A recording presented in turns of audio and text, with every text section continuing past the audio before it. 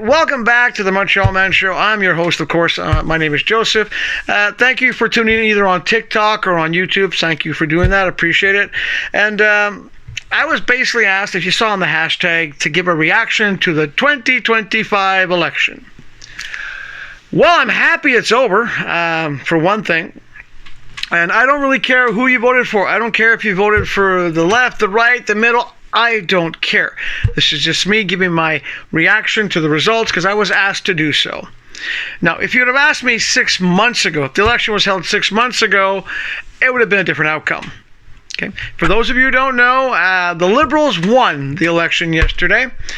And 6 months ago, I could have sworn it would have been the Conservatives. So I was asked, basically, well, why did the Liberals win? Why? And I can think of only three factors. There's three major factors that gave the Liberals the win yesterday. Now, if you watched my previous videos, you know I didn't vote Liberal. In my writing, I've had a career politician who I can't stand. She won again. I voted independent, but that's besides the point.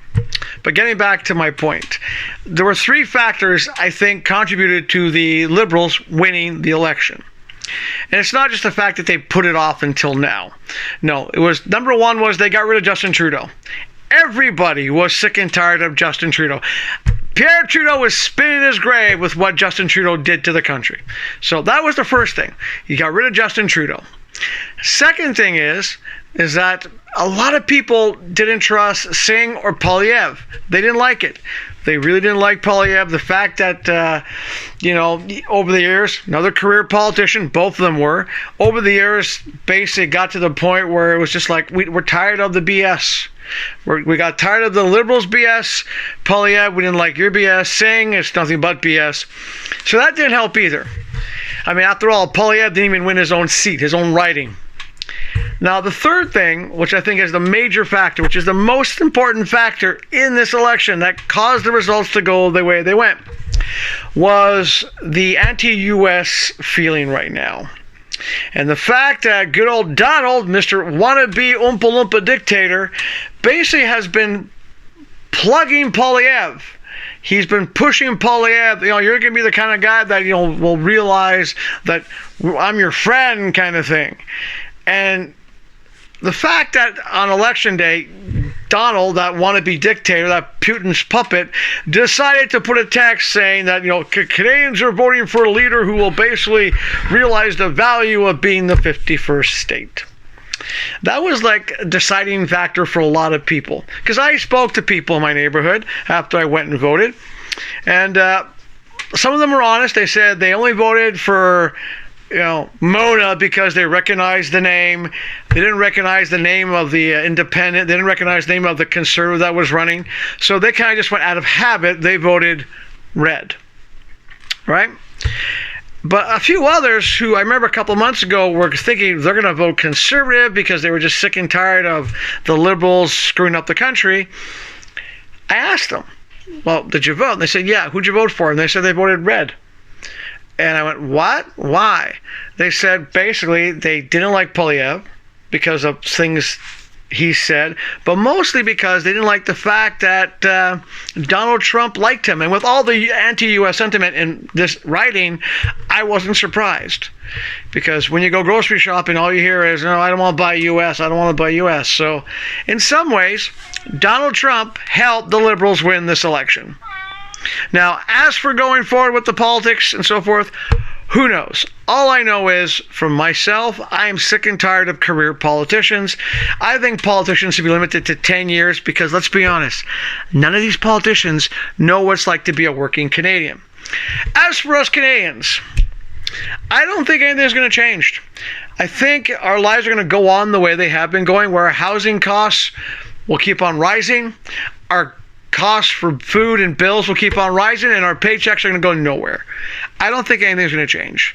It'd be nice to have politicians who actually keep their promises, but I, for one, am not expecting anything to really change. I don't think any of these politicians are going to keep their word. And I can just say that I hope by the time we have another election that a lot of independents out there get my message.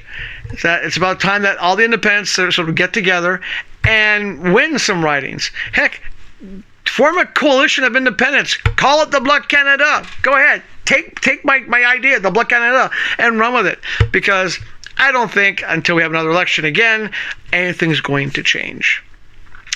To follow up with that, I was also asked, well, what do I think the Conservatives have to do going forward? Well, the Liberals have got Carney. I'm not impressed with his record. I've done some, like a lot of people, I did some research. He's not that great at running banks, but whatever.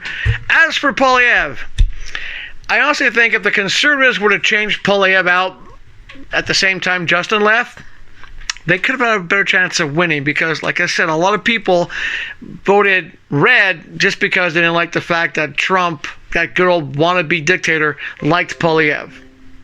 So if the Conservatives are smart going forward, they're going to find a new leader. Someone that Donald Trump's not going to support. Someone that Donald Trump will say, I don't like you. That'll be good for the Conservatives. As for the NDP, I don't care. I never cared for the NDP, period. So if you're an NDP supporter, I feel sorry for you. I don't like them. I've never liked them when I lived in Vancouver. I'm not a big fan of their leader. I'm not a big fan of other things. So, sorry for you. What I'm more shocked by as a reaction was how a lot of people in Quebec voted red. I was expecting the Bloc Québécois to, sort of take a bigger chunk, but no, they didn't. So going forward, my fellow Canadians, hang in there. Hopefully you guys can survive these next how many years we're stuck with these people.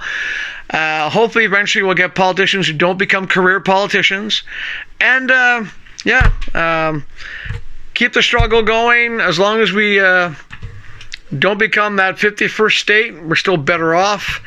And as for the politicians, I have yet to have any elected politician contact me about the ideas I put forward in previous videos. That's a challenge. If you're a politician out there who's been elected, look at my videos, look at my domestic aid plan, and contact me. I have other ideas too that would work as well. You should contact me and contact people like me to form a think tank that help you actually fix the country.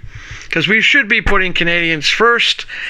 And when I mean Canadians, I don't mean politicians, because let's be honest, they put themselves above us all the time. And on that note, I will see you guys on the next show. Please take a second or two if you want. Hit like, hit subscribe, and share the video.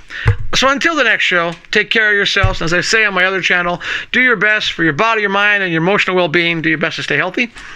And of course, you got to find a reason to laugh every now and then, so you got to do your best to stay happy. And even though there's so much going wrong in Canada right now, you still have to do your best to stay positive. And we'll see you in the next video.